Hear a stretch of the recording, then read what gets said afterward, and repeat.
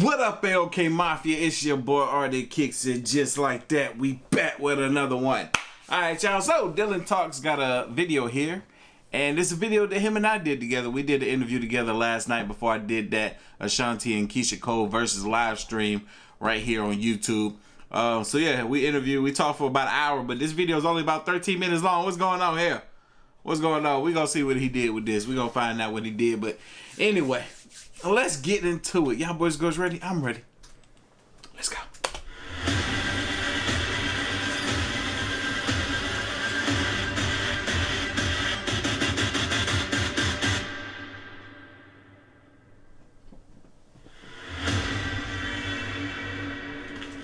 You got a dope intro. I need one.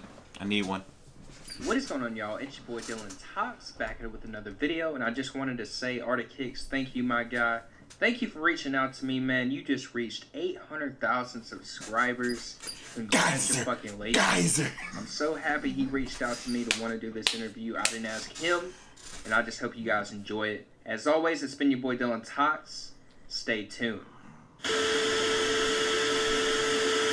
How did you get started doing YouTube, and what was it that really took off for you when you first, got your steps in the door with YouTube? That's a good question. I haven't thought a whole lot about what really that video was, but no. Let me take that back. I do know exactly what it was. But my start with YouTube, I got started doing sneaker restorations. I would go around. I used to watch sneaker videos, like people restore sneakers like crazy, and I used to be into art myself. So I was like, yo, how can I use my talent for doing art and apply it to something that's more in demand? So I saw people restoring sneakers. I was like, you know what? I have a good eye for... God, that beard is hideous, man. Holy crap. Look at how bad I look. I did not know what I was doing. I was trying to figure it out. I used to blend it. It was like real low here and a little bit thicker there. So ugly.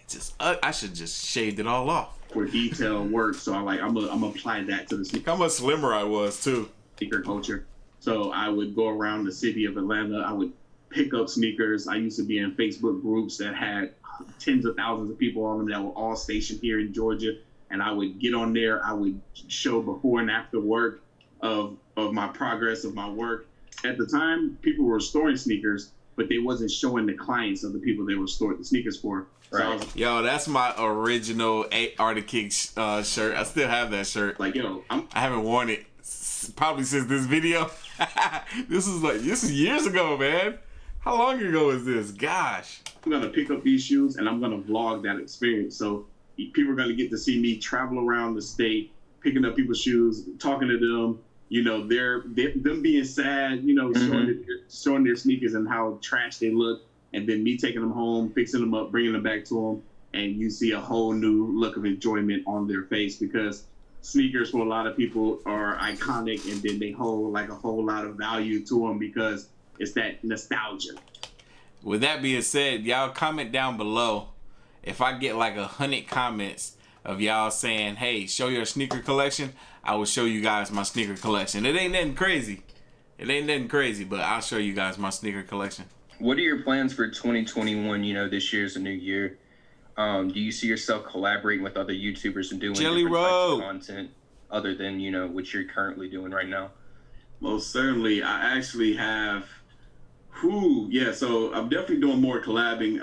I've just started getting back into doing skits and stuff. They got a whole filmer. Yeah, y'all know I literally just reacted to this skit. It's up right now on my YouTube channel if y'all haven't checked it out already. Shout out to Jamal. Yeah, so that's pretty cool. The acting was top notch too, man. Y'all killed that video. I didn't even know how it was gonna come out. I just was like, nope. And what's crazy is a lot of that was first go too. It was like, nah, ain't no retake. We just go once, boom. Because that was a good time. I had fun doing that, so I'm looking forward to most certainly doing some more. Yeah. But as far as other stuff, I got some stuff that I want to do this year that COVID may prevent me from doing, unfortunately. But I got some stuff that I want to do this year that I can't really talk about. Gotcha. But just know it's gonna be far different. Yeah. Especially to stand out in the space of YouTube itself, because every single day you got new people joining the platform. And okay, I see what's happening here. So he's piecing together different parts of the interview. I think right here he asked me a question as far as advice for YouTubers or up-and-coming YouTubers or up-and-coming content creators in general. And becoming content creators, I can't tell you the amount of messages that I get on a daily basis. Say, hey, I just started a YouTube channel today. I'm like, hey, put out some content, put out the work, and be different than what you're seeing out there. Yeah, literally, I get it every single day. I was seeing the messages today. But at the same time, you don't gotta recreate the wheel. You know this. You know this very well, Dylan. You don't gotta recreate the wheel. You just gotta go in there and just put your own spice to it. Dude, I saw that you were featured on Before They Were Famous, and I wanted to ask you, how did that happen? Were you like reached out before he put you on the video, or were you just coming across it from a fan that was like, Artofkickz, I just saw you on Before They Were Famous? No, dude, what's crazy, like usually that's how it happens. Like if I'm not reached out, because sometimes I'll be reached out by people, but if I'm not reached out, then a fan will tell me. But no, this time, dude, I was sitting here yesterday and I was getting some merchandise orders together, and I just so happened to play. I was like, because I love their channel, so I'm always watching their videos and stuff. I was like, oh snap, they got it Before they were famous on the Busted challenge. So I clicked on it, and this got there sitting there playing in the background, and then I freaking turn. I'm like sitting there working on the merchandise, and then I hear myself, and I'm like, what the hell? Like, did the video switch over from their video to my video? So I went to go change it back to their video, and I'm looking at it. I'm like, what the freak? Something's weird about this video. I'm like, oh shit, my video is on their video. So yeah, that's how I came across. That's how I found out. And I ended up commenting on it and on their video, on their actual video. And I was like, man, this is not how I wanted to be on Before They Were Famous. Also, you're really killing it on TikTok, and you trying to jump into that as well. Make sure y'all follow your boy on TikTok, Artofkickz. I'm having so much fun over there, man. I'm probably about to make a TikTok video after this. Outside of YouTube? Well, most certainly, because I know for me years ago, and I was telling so many people, I was like, yo, I missed the whole Vine thing. When Vine came around, it was like strictly iPhone. I just got my first iPhone like 2 years ago. I was like, I missed that whole Vine thing. But I was like, next time something like Vine comes along, I'm jumping on it. Then Musically and all this other stuff came along, and I still missed the ball on those. But I was like, all right, watch. If something comes, I'm getting on it. And then TikTok came, and I jumped right on it. I was one of the first early people getting on there. But I didn't really take it serious. It was so brand new that like nothing was really trending at that time. What life experience changed you into the man you are today? Was there ever like something that happened where you like, damn, that really changed me?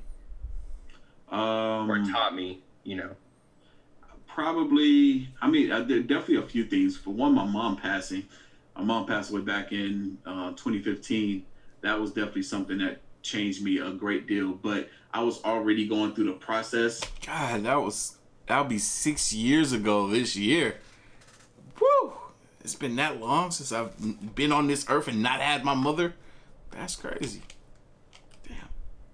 Of changing, like as she was on her deathbed, or like leading up to that moment. I had been like 2 months into that process of like me sitting down and reading and stopped watching television and started focusing on my mental health and all this type of stuff before, like a couple of months before I lost her. But my whole life was probably just, you know, you as you get older, you get to a point where you kind of reflect on your past and you kind of reflect on the person you are today. And you look at it like, okay, I'm this person today because of the things that I went through and experienced in life. If I'm not happy with who I am now, does it have to do something with what I've been through and what I've experienced in the past? And it was that for me. You know, I got to a point, I was like 28 years old. I'm 33 now. I was 28 years old, and I was like, yo, my life is shit. Like, this sucks. I hate this, but let me do something about it. So I started moving forward and worked on changing my mind, because that's where it all starts. It's tough when you have a close relationship. Even though like her and I didn't have the best, healthiest relationship, she was still like all I had as far as family. I didn't have anybody else. It was just her. So like she was literally my reason for living. Like I was so down and out about life that I didn't care to live anymore. I think you know, the blessings came because of that, you know. a lot of the things your mom's probably like, look what my son's done for himself. I think she may have even given you that light to push yourself to where you are today, in a way. You know? Most certainly. I agree with that 100%. What are some goals outside of YouTube you would like to achieve? But I feel like I already asked you that earlier. This was just a question I wrote, so I'll just move on to the next one. Who's your favorite? No, we can get into it because the question you asked earlier had more to do with my YouTube goals. Okay. Outside of YouTube, I wanna start another business. I want to start a business that is completely, because YouTube may not be forever for me, and YouTube they can take it away from me any moment. Yeah. Unfortunately, so I definitely got to get something in place to where I'm continue to earn the income as an. I would hate to ever stop doing YouTube, man. I freaking love what I do. I love it so much. And I'm constantly trying to figure out how to innovate what I do and do more and not just do reactions. But I don't know. I never want to leave this platform. As long as YouTube around, I want to be on YouTube. Seriously. Entrepreneur that is not all tied into what I do on YouTube. And then the other thing too, obviously my whole fitness thing, people are seeing it on YouTube, but that's my life. That is me. So being well and making sure I'm taking care of myself, that's something that I definitely want to achieve. So I want to get into the best physical peak shape of my life by the end of this year. And then what else I want to do outside of YouTube? Man, hell, get into a relationship. You and I talked about this. I know your type. You know my type. We got a very similar type. Yes, so, sir. Maybe get into a relationship. Who is your favorite artist right now? There's a lot of artists. So they can go from the independent scene. They can go from, whatever scene you listen to. But if you were to say, like, your top #1 artist on your playlist, who would it be? Man, on my playlist, I gotta look at the playlist. It's hard for me to say who my favorite artist would be, because when you get into that, it's almost like getting into that bias notion of saying this person is the best artist, but they just might be the best in your book, Oh, my playlist. Well, I don't have a #1. I don't have a #1. I can say who I'm like constantly down listening to, like on repeat right now. 21 Savage. 21 Savage. I've been listening to him since, probably like 11th grade. 21 Savage stuff is really popping right now. Is it really? Yeah, he got some newer stuff that's out, and it's like it just sounds really good to me. It does. So I'm like enjoying the heck out of it. It does. But he definitely wouldn't be someone I consider my favorite rapper. I never want. He wouldn't be in the top 50 of my favorite rappers. Top 100 either. I give that answer because I don't think I'll ever have that answer. Where do you see reaction channels going in the next 5 years? Ooh, that's a good question. If YouTube permits, if I see deals happening. Too. To me, honestly, I see people signing deals with certain companies and stuff like that. If it gets too crazy with copyright, because I saw you say like, man, they need to start. These labels need to start. They're gonna have issues with us. Let's just get some type of deal in place. Yeah. We got the amount of subs. Let us just promote the music or whatever. Exactly. For reaction channels. So exactly. I can see that being a thing. Yeah, licensing. You got to get your own license or something. Yeah, I feel like that would have to happen in order for us to not, get into the position where we'll get in trouble. Like tonight, I'm gonna be doing a versus. Who is it?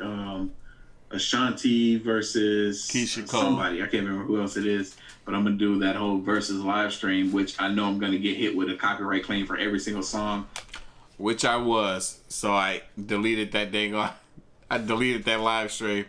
An hour later, those copyright claims start piling in, one behind the other, just back to back to back.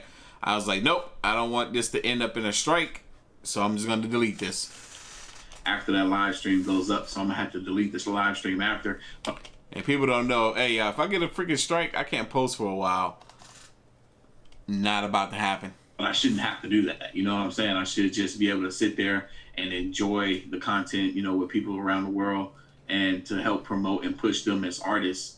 But yeah, something I think either in the next 5 years, either that will happen where more notable content creators and reactors and stuff will start getting these type of deals with artists. Right. Like I have deals with not deals, but I can send, some of my reactions that I've done to, a handful of artists, and they will, you know, uplift the claims and stuff, which is typically the ones that I only really deal with now. Yeah, so a lot of people be reaching out to me asking me to react to the music. I'm not doing that no more. Sorry, you guys. What I react to is what I react to from now on. I can't risk losing the channel because y'all want me to react to your music or your friend's music or your cousin's or your neighbor's music. I'm sorry, I can't do that stuff anymore. It's unfortunate. And then it also hurts the channel too. If I'm not reacting to something that's going to give me X amount of views, and when I say X amount of views, I mean tens of thousands of views, then it pulls me out of the YouTube algorithm, and it's a struggle for me to get back into it. So it's like if I react to a video and I get a couple of thousand views on it, then I have to go back and react to 10 other videos that are going to get me tens of thousands of views just to make up for what that one video did to hurt my channel. So it's not worth the hassle. But other than that, I feel like if it doesn't get taken care of in some type of fashion, then we would all probably vanish off the face of the earth. Belu, for instance, they have deals with every artist that they react to. They react to big artists, and all their videos hit millions of views every single time they drop a reaction, and they're getting paid off of every last one of those videos. Gotcha. I'm pretty sure I said Z is in Belu. And so they have deals with the record labels, but you don't see them trying to put other channels in that same position. You don't see ZS and Belu being like, hey, let's take care of these other channels too. And I think that has to do with what we know from record labels. You know, how they treat their artists is probably going to be the same way they treat if you're hot, you're going to be treated a certain way. If you're not, yeah. Exactly. Not just that, but there's a level of ownership with record labels and their artists. It's like, we own you. You work for us. We work for you, but you work for us as well. And then it'll be like the same thing with content creators that sign deals or whatnot with record labels or with labels in general. It's like, yo, we own you. You know what I'm saying? Like, you got to put this out there, you know, and then we'll pay you for it, blah, blah, blah, blah, blah, this, that, and the fourth, or we'll lift your claims. And I don't know. I don't know how they're doing it. So it's only going to be like the super hot ones that are going to get the recognition. Yeah, like the club. You ain't in the club type shit. Yeah, exactly. So it will have to be something on a larger scale. I feel like, you know what's weird? I feel like TikTok might be that thing to kind of open the doors for even YouTube content creators, because TikTok is a platform that people or artists are utilizing to blow up their music. They're blowing up their own music using TikTok, but because of that, I feel like that might be the thing that opened up the door for YouTube content. And I'm gonna have to, if artists, when I say artists, I mean, yeah, pretty much artists, if they reach out to me and ask me how do I blow up my content on TikTok, I would have to explain it to them, you know, because there's a recipe for it. There's a formula to do it, and to do it right and to be successful with it. It's not just, I'm going to put my music on TikTok and it's going to blow. That might not work. There's something that you have to do in order to make it work. And yeah, don't ask me, because I ain't got time to be explaining to a million people how to do that. Content creators to be able to utilize, you know, music or whatnot in the same way. Yeah, y'all go run over there to Dylan Talkz channel. Check out this interview in its fullest for yourself, as well as ask him if he's gonna drop the whole interview. He might do that. I don't know. That might be something he had planned, to drop the entire hour-long interview in a separate video, just to see how this one takes. I don't know. I have no idea, but you can ask him. Find out for yourselves. Anyway, y'all know what time it is. Like this reaction, hit that like button, hit that subscribe button. Stay tuned for more. As always, the link to the video is gonna be down in the description box below. If you haven't already, make sure you follow your boy on the gram and Twitter at Artofkickz. I will catch y'all in the next one.